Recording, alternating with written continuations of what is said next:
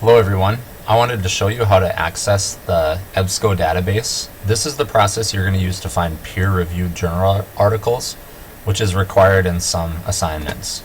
So what happens basically in a peer-reviewed journal article is a bunch of people that are experts in the field do research, and they submit the results of that research to a committee that's composed of other experts in the field, such as college professors or doctors or lawyers or whatever. And then those experts review the research and determine if it's good or not. If it's good, they publish it, and then you can understand that since it's published, that it's reliable research and it's valid. So that's why we use peer-reviewed articles instead of just searching for random articles online. So when you're at the district homepage, you're going to click on Students, and then you're going to click on Libraries, and then from there you're going to select your respective school. So it's the same process for either school. So I'm going to go ahead and click on Cheyenne High School. I'm going to go back though. I'm going to open that in a new tab just so I can show you that it's the same for both places. And then I'll open the West Fargo High School one in a new tab. So again, here's the layout for Cheyenne High for students and libraries, and here's the layout for West Fargo High for students. Notice they're identical, okay? Now if you're logged in at school and you want to access this, all you have to do is scroll down until you get to this EBSCO mega file and then click on it. Again, here's the Cheyenne page, here's the West Fargo High School page, same process. So I'm going to go ahead and click on that, and then I'm going to get a screen that looks like this, okay?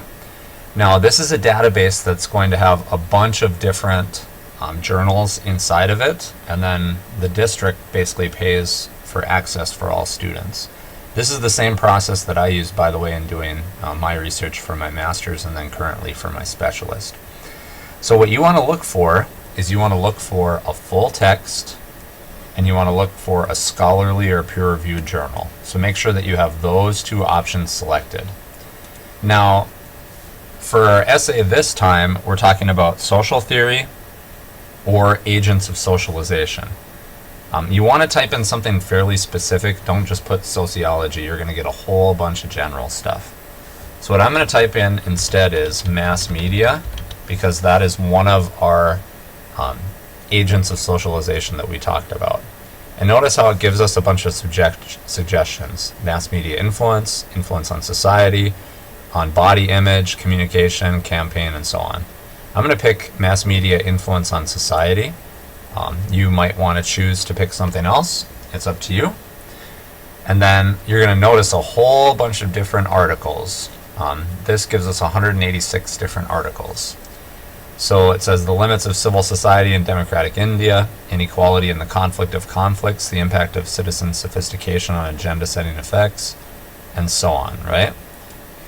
Here's one on influence of mass media on Russia, on young people in Russia.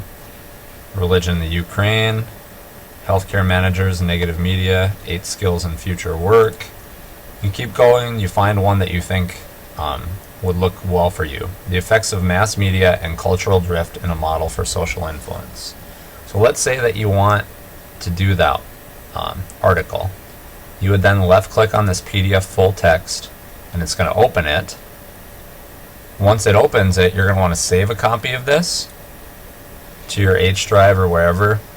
I probably would title the same as what the article is here. So you see how it says the effects of mass media and cultural drift in the model for social influence.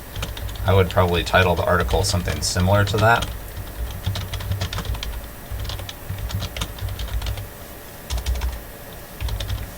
And then I would hit save. I'm just going to save it to the desktop for this example.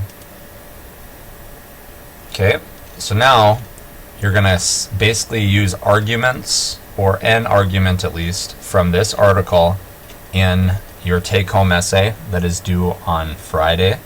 If you're watching this video at a later date, you might have other requirements. You might need to write a paper or do a project where you cite more than one of these. So just be aware that you might need more than one. But for the thing that we're doing in 2015 that's due on Friday in early October, we only need one of these. So what you're going to do then is you're going to print off the abstract. The abstract is this first part of the article which gives us a summary. Usually it occurs before the actual journal gets started, and it's usually only one section, like one paragraph. So you need to have this printed off and attached to your take-home essay when you turn it in.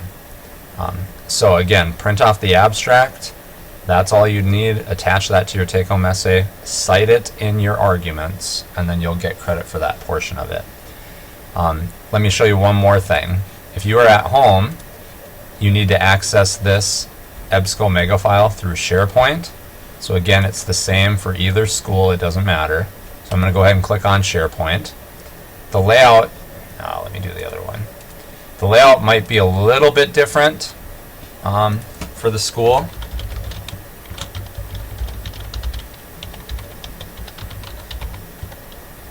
But you're going to go ahead and follow this same process again. So once you log into SharePoint, it'll give you the passwords and access to all that stuff. So here, you click on databases. West Fargo High School has a tab that looks very similar. Right here is that EBSCO megafile database.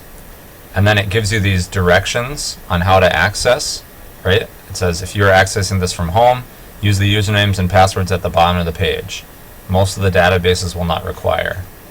So here's the usernames and passwords, right? Okay, so if you need a password and username, here's what it is for EBSCO. Okay, this might change over time, but again, if you want to access that database I was just showing you, this one, at home you have to use the password because this is a paid database. So once again, if you have any questions about anything, please email me. I hope that this was helpful. Have a good day.